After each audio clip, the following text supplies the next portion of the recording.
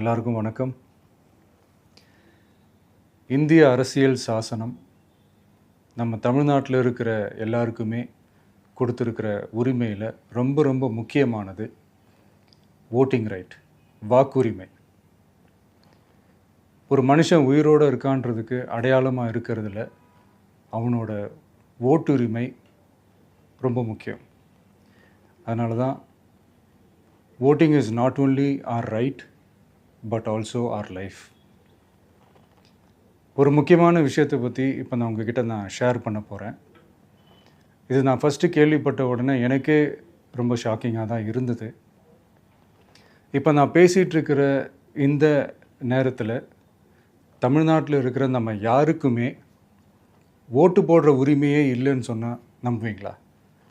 நான் நீங்கள் உட்பட யாருக்குமே அது இல்லை. நான் பயமுறுத்துறேன்னு நினைக்காதீங்க, அதுதான் நிஜமும் கூட. கொஞ்சம் ஏமாந்தால் நம்மளை மாதிரியே இன்னும் லட்சக்கணக்கான பேருக்கும் இதே நிலைமை தான். ஓட்டு போடுற அந்த உரிமையே இல்லாத மாதிரி ஒரு நிலைமை வந்தாலும் வரலாம். இதுக்கு மெயின் ரீசன் அந்த எஸ்ஐஆர், ஸ்பெஷல் இன்டென்சிவ் ரிவிஷன், சிறப்பு தீவிர திருத்தம். இப்போது இந்த எஸ்ஐஆர் நம்ம தமிழ்நாட்டில் எப்படி ஒர்க் ஆக போகுது? கடந்த ஜனவரி மாதம் எடுத்த அந்த கணக்கெடுப்பில் 6,36,00,000 வாக்காளர்கள் நம்ம தமிழ்நாட்டில் இருக்கிறாங்க. ஆனால் அவங்க யாருக்குமே இந்த ஓட்டு போடுற உரிமையே இல்லை. அந்த பிஎல்ஓன்னு சொல்லுவாங்க, பூத் லெவல் ஆஃபீஸர்ஸ், வாக்குச்சாவடி நிலை அலுவலர். அவங்க தான் வீடு வீடாக போய் அந்த ஃபார்மை கொடுப்பாங்க. அதை நம்ம ஃபில்அப் பண்ணி கொடுக்கணும். அதை தேர்தல் ஆணையம் அதை எடுத்துகிட்டு போய் அதை ஸ்க்ரூட்டினைஸ் பண்ணி அது எல்லாமே கரெக்டாக இருக்கான்னு செக் பண்ணி பார்த்ததுக்கப்புறம் அந்த வாக்காளர் பட்டியலை வெளியிடுவாங்க. அந்த வாக்காளர் பட்டியலில் நம்ம பேர் இருக்கணும், அப்போ தான் நம்மளால் ஓட்டு போட முடியும்.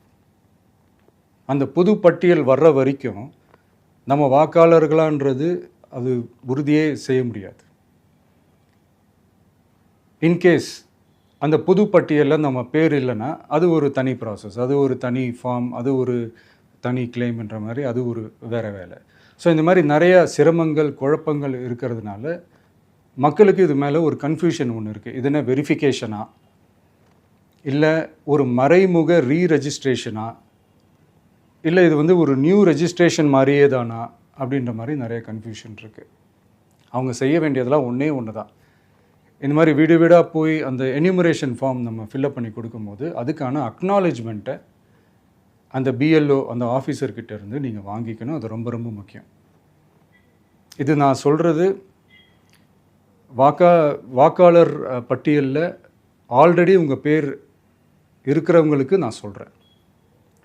இப்போ புது வாக்காளர்கள், ஃபஸ்ட் டைம் ஓட்டர்ஸ், அவங்களுக்கு ஃபார்ம் 6ன்னு ஒன்று இருக்குது. அதை நீங்கள் ஃபில்அப் பண்ணி நீங்கள் உங்கள் ஏரியாவில் இருக்கிற சம்மந்தப்பட்ட அந்த உங்கள் அலுவலகத்தில் நீங்கள் டைரெக்டாகவும் சப்மிட் பண்ணலாம், இல்லை நீங்கள் ஆன்லைன்லேயும் சப்மிட் பண்ணலாம். அப்படி ஆன்லைனில் நீங்கள் சப்மிட் பண்ணிங்கன்னா அதுக்கான ஸ்க்ரீன்ஷாட்டை எடுத்து வச்சுக்கோங்க. ஃபோனில் மெசேஜ் வரும், அதை சேவ் பண்ணி வச்சுக்கோங்க. அப்ராடில் இருக்கிறவங்க கூட அந்த எஸ்ஏஆர் ஃபார்மை டவுன்லோட் பண்ணி நீங்கள் அதை ஃபில்அப் பண்ணி சப்மிட் பண்ணலாம். அதுக்கான அக்னாலேஜ்மெண்ட்டை வாங்கி வச்சுக்கோங்க. ரொம்ப முக்கியமாக உங்களோட பிஎல்ஓ அந்த ஆஃபீஸர் யாருன்னு தெரிஞ்சு வச்சுக்கோங்க. இந்த தேர்தல் ஆணையம் அந்த வெப்சைட்டில் போனீங்கன்னா அந்த பர்டிகுலர் பிஎல்ஓ ஆஃபீஸரோட ஃபோன் நம்பர் கூட நீங்கள் எடுத்து வச்சுக்கலாம். இன்கேஸ் உங்களை யாரும் ரீச் பண்ணலை இல்லை உங்களுக்கு அந்த ஃபார்ம் கிடைக்கல அப்படின்னா நீங்கள் அவரை காண்டாக்ட் பண்ணி அந்த ஃபார்மை வாங்கி நீங்கள் ஃபில்அப் பண்ணி நீங்கள் சப்மிட் பண்ணலாம். ரொம்ப முக்கியமாக அதுக்கான அக்னாலேஜ்மெண்ட்டை வாங்கி வச்சுக்கோங்க. இது எல்லாமே சரியாக செஞ்சாலும் இந்த எஸ்ஐஆர் மேலே சில டவுட்ஸ் இருக்குது. அது என்னென்னா, இந்த 6,36,00,000 வாக்காளர்களுக்கு ஒருத்தர் விடாமல் இந்த ஒரே மாதத்துக்குள்ளே எப்படி எல்லாருக்குமே அந்த ஃபார்ம் போய் ரீச் ஆகும்? ஒன்று. ரெண்டாவது, நீங்கள் வரும்போது வீட்டை பூட்டிட்டு வேலைக்கு போயிட்டு என்ன பண்ணுறது? இப்போ நீங்கள் வருவீங்கன்றதுக்காக வேலையெல்லாம் விட்டுட்டு வீட்டுக்குள்ளேயே உட்காந்துட்ருக்கணுமா? ஸோ இதில் மெயினாக பாதிக்கப்பட போகிறது உழைக்கிற மக்கள், ஏழைகள், வேலைக்கு போகிற பெண்கள். இவங்களுக்கு யார் கரெக்டான அந்த பதில் சொல்ல போகிறது? ஒரு நியாயமான எஸ்ஐஆர்னால் என்ன நடக்கணும்? இப்போது இறந்து போனவங்களை மார்க் பண்ணி அதுலேருந்து டிலீட் பண்ணணும். இப்போ போலி வாக்காளர்கள் இருந்தாங்கன்னா அவங்கள மார்க் பண்ணி டிலீட் பண்ணணும். இப்போ ஆல்ரெடி ஓட்டு இருக்கிறவங்களுக்கு எதுக்கு இந்த ரெஜிஸ்ட்ரேஷன் என்ற பேரில் இவ்வளவு குழப்பங்கள் அப்படின்றது தான் எங்கள் கேள்வி. இப்போ புதுசாக வர்ற வாக்காளர்களையோ இல்லை ஓட்டு இல்லாதவங்களையோ சேர்த்தா பத்தாதா? இப்போ ரீசெண்டாக நடந்த இப்போ எலெக்ஷன் 2021, 24 எப்படி எல்லாருமே ஓட்டு போட்டோம்? அதில் ஓட்டு போட்டவங்க கூட இப்போ புதுசாக ரெஜிஸ்டர் பண்ணணுன்னா அது ஏன் அந்த கன்ஃபியூஷன் அப்படின்றதான் நாங்கள் கேட்குறோம். அதனால தான் நாங்கள் எஸ்ஐஆரை எதிர்க்கிறோம். இப்போ புதுசாக சில கம்ப்ளைண்ட்ஸ்லாம் வர ஆரம்பிக்குது. அது என்னென்னா முக்கியமாக நம்மளுடைய டிவிகே தோழர்களுக்கு அந்த ஃபார்ம் கிடைக்க மாட்டேங்குது, கொடுக்க மாட்டேன்றாங்க அப்படின்ற சில கம்ப்ளைண்ட்ஸ். இது யார் பண்ணுறாங்க அப்படின்றது நான் தான் சொல்லி தெரிய வேணும்னு ஒன்றும் அவசியம் இல்லை உங்களுக்கு. இப்போ இருக்கிற ஆட்சியாளர்கள் அவங்களுக்கு கைப்பாவையாக இருக்கக்கூடிய சில பேர் இதை செய்ய ஸ்டார்ட் பண்ணியிருக்கிறாங்க. அதனால் மைடியர் வர்ச்சுவல் வாரியர்ஸ், இதை சாதாரணமாக எடுத்துக்காதீங்க. இது எல்லாருக்குமே அந்த ஃபார்ம் போய் ரீச் ஆகணும். இதில் ரொம்ப உறுதியாக இருங்க. அதையும் மீறி உங்களுக்கு அந்த ஃபார்ம் கிடைக்கலன்னா இருக்கவே இருக்கும் ஆன்லைன். தேர்தல் ஆணையம் அந்த வெப்சைட்டில் போய் அந்த ஃபார்மை டவுன்லோட் பண்ணி நீங்கள் ஃபில்அப் பண்ணி சப்மிட் பண்ணலாம். உங்கள் வீட்டில் இருக்கிறவங்களுக்கு நீங்கள் செஞ்சு கொடுங்க, பக்கத்து வீட்டில் இருக்கிறவங்களுக்கு செஞ்சு கொடுங்க, தெரிஞ்சவங்களுக்கு, தெரியாதவங்களுக்கு, பழகினவங்களுக்கு, பழகாதவங்களுக்கு எல்லாருக்குமே நீங்கள் தயவு செஞ்சு கொடுங்க.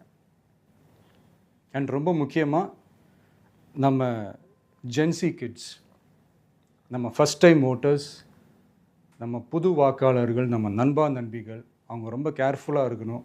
நான் ஆல்ரெடி சொன்ன மாதிரி உங்களுக்கான ஃபார்ம், அந்த ஃபார்ம் நம்பர் 6, அதை கரெக்டான டீட்டெயில்ஸோட கரெக்டான உங்கள் டாக்குமெண்ட்ஸை வச்சு அதை சப்மிட் பண்ணுங்கள். ஏன்னா வரப்போகிற தேர்தலில் நீங்கள் தான், அந்த ஜென்சி வாக்காளர்கள் தான் மிக முக்கியமான ஒரு ஃபோர்ஸ் அப்படின்றது எல்லாருக்குமே தெரிஞ்ச ஒரு விஷயம். அதனால் உங்களை டிஸ்டர்ப் பண்ணுறதுக்கு, உங்கள் பேரை அதில் இன்க்ளூட் பண்ணாமல் செய்கிறதுக்கு என்னென்ன வேலைகள் செய்யணுமோ, என்னென்ன தில்லுமுள்ளு வேலைகள் செய்யணுமோ எல்லாமே அவங்க செய்வாங்க. இது நமக்கு எல்லா திசையிலையும் எல்லா பிரச்சனைகள் கொடுத்துட்டு தானே இருக்கிறாங்க. அது டிஃபால்ட்டாக நடந்துட்டு தான் இருக்கும், அது ஒன்றும் பண்ண முடியாது. ஸோ அந்த மாதிரி ஓட்டு போடுற விஷயத்துலேயும் அவங்க என்ன உத்தரமராக மாறவா போகிறாங்க? இப்போ நான் சில மீட்டிங்ஸ்லலாம் ரிப்பீட்டடாக ஒரு விஷயம் நான் சொல்கிறேன்ல, 2 பேருக்கு நடுவில் தான் போட்டி அப்படின்ட்டு. அது மேடைக்கு மேடை அவங்க அதை ப்ரூவ் பண்ணிகிட்டு இருக்கிறாங்க. அதனால் தோழர்களே, வரப்போகிற தேர்தலில் நம்ம யாருன்னு காட்டணும், நம்ம பலம் என்னன்னு காட்டணும். அதுக்காக அந்த பலமான, அந்த பவர்ஃபுல்லான ஆயுதத்தை நம்ம கையில் எடுக்கணும். அந்த ஆயுதம் வேறு எதுவுமே இல்லை, ஓட்டு, வாக்கு, ஜனநாயகம். அது இருந்தால் தான் நம்ம அந்த வெற்றியை நோக்கியே நம்மளால் பயணிக்க முடியும். தமிழ்நாடே அந்த வாக்குச்சாவடி முன்னாடி திரண்டு நிற்கணும். அதை பார்த்துட்டு தமிழ்நாடே தமிழக வெற்றி கழகமா இல்லை தமிழக வெற்றி கழகம் தான் தமிழ்நாடா அப்படின்ற மாதிரி இருக்கணும். வீடுன்னு ஒன்று இருந்தால் தான் ஓடு மாற்ற முடியும்னு அறிஞர் அண்ணா அவர்கள் சொல்லியிருக்கிறாங்க. அந்த மாதிரி ஓட்டுன்னு ஒன்று இருந்தால் தான் இந்த நாட்டையே காப்பாற்ற முடியும். அப்புறம் இன்னொரு முக்கியமான விஷயம், அந்த எனிமரேஷன் ஃபார்ம் நீங்கள் ஆன்லைனில் நீங்கள் ஃபில்அப் பண்ணும்போது அதில் ஒரு சில ப்ராப்ளம்ஸ் வர்றதுக்கு வாய்ப்பு இருக்குது. அது உங்களுடைய ஓட்டர் ஐடியில் இருக்கிற உங்கள் பேரும் ஆதார் கார்டில் இருக்கிற பேரும் அந்த ஸ்பெல்லிங், இனிஷியல்ஸ் எல்லாமே ஒரே மாதிரி இருந்தால் தான் அது அக்செப்ட் ஆகும், இல்லைன்னா அக்செப்ட் ஆகாது. அது கொஞ்சம் கேர்ஃபுல்லாக பண்ணுங்கள். அது கொஞ்சம் யூசர் ஃப்ரெண்ட்லியாக இருக்கலாமேன்னு கேட்டதுக்கு அதெல்லாம் முடியாது, அதுக்கெலாம் வாய்ப்பு இல்லை, அதுக்கெலாம் ஆளுங்க இல்லை, பண்ண முடியாதுன்னு ரிப்ளை பண்ணிட்டாங்க. ஸோ அதனால் மைடியர் டிவிகே தோழர்களே, மைடியர் ஜென்சி படை பலமே, உஷாராக இருங்க, கான்ஃபிடெண்ட்டாக இருங்க, நல்லதே நடக்கும், வெற்றி நிச்சயம். மீண்டும் சந்திக்கும் வரை நன்றி, வணக்கம்.